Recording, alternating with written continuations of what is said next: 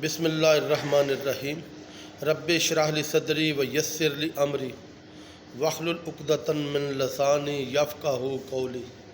میرے محب وطن پاکستانیوں، کئی روز کی غیر حاضری کے بعد دوبارہ ایک ویڈیو بنا رہا ہوں۔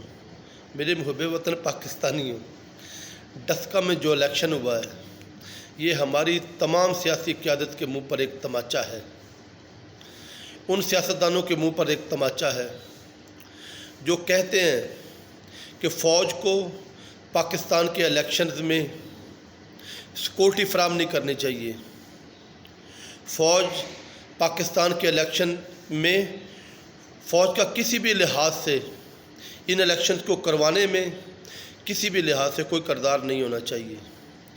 یہ ان کے منہ پر ایک تماچا ہے، یہ ان کے منہ پر تماچا ہے جو پچھلی کئی دہائیوں سے اس ملک میں اقتدار میں رہے ہیں۔ ان کے منہ پر تماچا ہے کہ ان کے بنائے ہوئے ادارے، ان کے متحد پروان چڑھے ہوئے ادارے، ان کا الیکشن کمیشن، ان کی پروان چڑھائی گئی جوڈیشری، ان کی پروان چڑھائی گئی پولیس، ان کے پروان چڑھائے گئے انتظامیہ کے لوگ ایک حلقے میں الیکشن کروانے کے قابل نہیں ہے۔ کیا ہوا ڈسکا میں؟ تمام دن تک فائرنگ ہوتی رہی، گولیاں چلتی رہیں، لوگ مرتے رہے،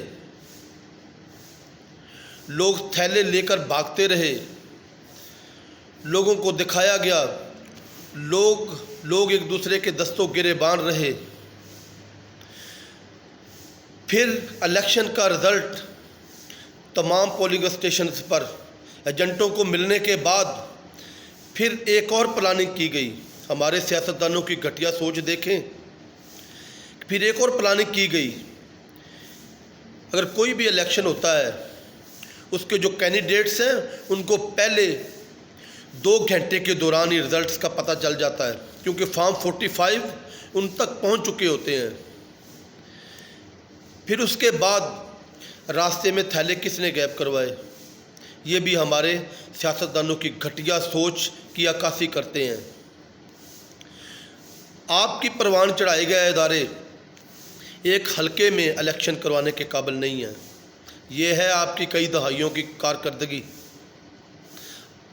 میرے محب وطن پاکستانیوں، آپ تصور کریں ان کی بنائی ہوئی یہ پولیس، ان کے بنایا ہوا یہ الیکشن کمیشن، ان کا بنائی ہوئی یہ جوڈیشری، ان کی پروان چڑھائی گئی یہ پولیس، ان کی پروان چڑھائی گئی یہ انتظامیہ اگر پورے ملک میں الیکشن کروائے تو یہ الیکشن کتنے عرصے میں پورے ہوں گے؟ اپنے کمنٹس کا اظہار کریں۔ کم از کم 10 سال میں تو پورے ہوں گے،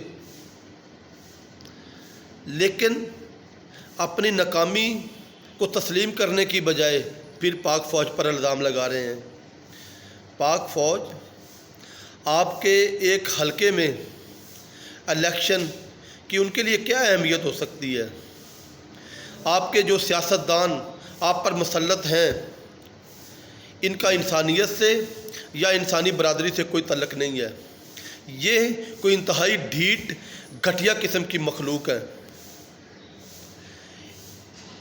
لیکن ان کے جو پیروکار ہیں، جو ان کے ماننے والے ہیں، وہ ان سے بھی کسی گھٹیا قسم کی مخلوق ہیں۔ باشعور پاکستانیوں، ہمیں خود اس ملک کے بارے میں سوچنا ہوگا۔ ہمیں خود ان کے ہیلے بہانوں اور ان کی سازشوں کا خود مقابلہ کرنا ہوگا۔ ہمیں اپنی پاک فوج کے ساتھ کھڑا ہونا ہوگا۔ اس وقت اس ملک کا واحد ادارہ ہے جو آپ کے تمام ناکام اداروں کا بوجھ خود اپنے کندھوں پر اٹھائے ہوا ہے۔ آپ کا نادرہ جہاں کوئی بھی چند ہزار دے کر اپنا پاسپورٹ سے لے کر اپنا اور پاکستان کا شناختی کارڈ تک بنوا سکتا ہے۔ آپ کی پولیس چاہے آپ کچھ بھی اور آپ ایک حصے سے ملک کے دوسرے حصے تک لے جانا چاہے، پیسے بانٹتے جائیں، آپ لے جا سکتے ہیں۔ آپ کی جوڈیشری جو کسی کو سزا دینے کے قابل نہیں ہے، جزا سزا کے قابل نہیں ہے۔ آپ کی انتظامیہ جو صرف اور صرف وہ مافیاز کے ہاتھ مضبوط کر سکتی ہے۔ ان حالات میں بھی آپ کا ملک چل رہا ہے تو یہ آپ کی پاک فوج کی محنت، آپ کی ایجنسیوں کی محنت کے مرہون منت ہے۔ اگر ان اداروں پر چھوڑ دیا جائے تو ان کا حال، آپ کے ملک کا حال بھی ڈسکا الیکشن جیسا ہوگا۔ میرے محب وطن پاکستانیوں، ان گھٹیا لوگوں کو، ان بے ضمیر لوگوں کو، ان کو پہچانو جو آپ کو پاک فوج کے خلاف کھڑا کرنے کی کوشش کر رہے ہیں۔